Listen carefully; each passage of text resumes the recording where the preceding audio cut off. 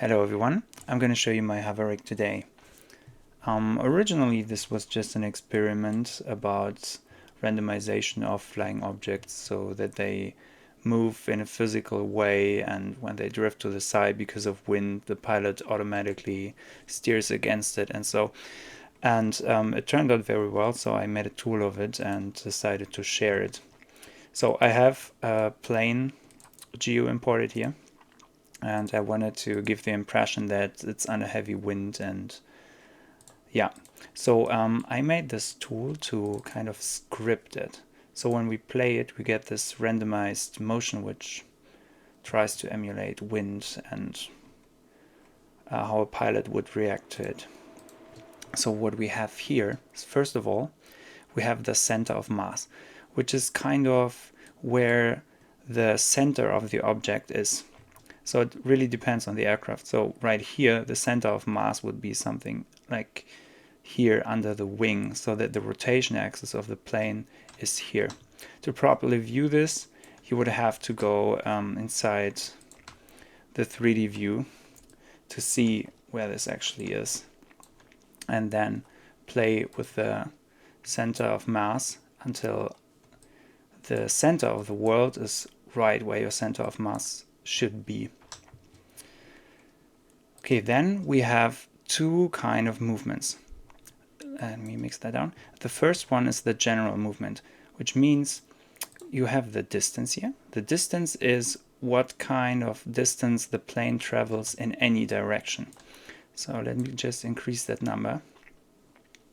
So what happens, you will have a certain distance which the plane moves, and depending on where the plane moves from the world center, its rotation in all directions will follow to counter it. So right now, for a plane that doesn't really make sense, but for a helicopter or a spaceship that would make absolute sense. So you see, when the plane goes here, the pilot automatically steers to this to counter for that movement and go back to the world center. So this is way more fitting for a helicopter actually, but you get the point. So this is distance. Then we have, of course, the speed, which is how fast the random motion applies. And then you have multipliers for all axes. So y-axis is already lower, so it will limit the movement in y-axis, and same here, so I can limit the x and z-axis for the movement. Then we have the rotation strength. So when the plane goes out of the center, you can decide how much the pilot corrects for it automatically. And then we have the mass. The mass is kind of a delay that happens. So if a wind suddenly drags this, like let's say this is a helicopter, if the wind suddenly drags this helicopter back, the pilot would have a moment until he reacts to counter for that movement.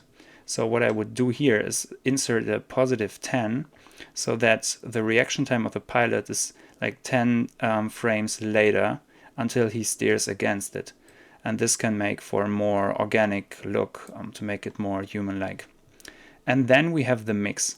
The mix is really just mixing all the values, or the randomized values that we made, with the original position. So mix 0 means no animation, and with mix 1 you get the full animation, which is nice, so you can animate it. And then we have the second part, which is kind of the same thing as the first one, but on top of the first one. So when we have this basic motion here, and I mix the second one, you can see that now the motion got way more turbulent. So on top of the original motion, let me mix down the first one, we get this very tiny, faster motion, which happens when you have a wind happening. So the whole aircraft kind of vibrates slightly in the wind. And you can mix both together, so you have a way more detailed animation, which makes the whole thing look way better. And you can control it here as well. You have the rotation strength on how much does the plane rotate on top of the base animation. Here I divided it in different axes. So we have X and Z, which is kind of the tilt and pan, and then we have rotation strength, which you can dial in by yourself, and also you can mix this one as you want. Then we have a mix all slider, which multiplies both of these animation with a 0. So let's say you have a spaceship that's landing on the floor, and you want it to be influenced by wind, but when it's landing finally, of course you don't want any wind anymore. So you can just animate this mix all slider, which will zero out all this animation.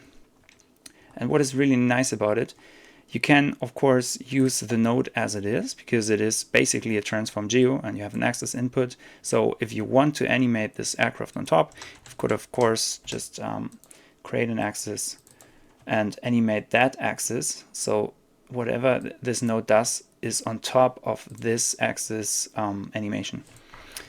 But what you can also do is export stuff. So if you don't want to work with an expression because it sometimes crashes or so, you can export a transform geonode, which is doing exactly the same as this, but this is now a baked keyframe curve.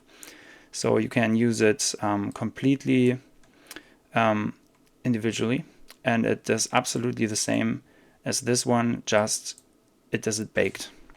And what you can also do is export an axis, and this axis does the same. It has all the values baked, and this one can be very handy to be used in Maya, for example. So let me show you.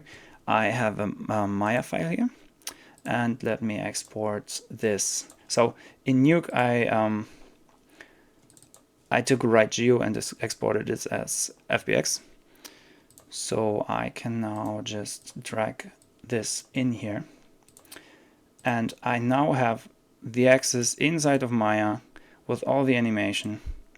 So I can take any object I want and just parent it to that locator, and it will have the same animation, which is nice because setting up all these random functions in Maya can take some time. So what you can do is just, like I did with the dummy geo in Nuke, animate this and export an axis to Maya for quick animation.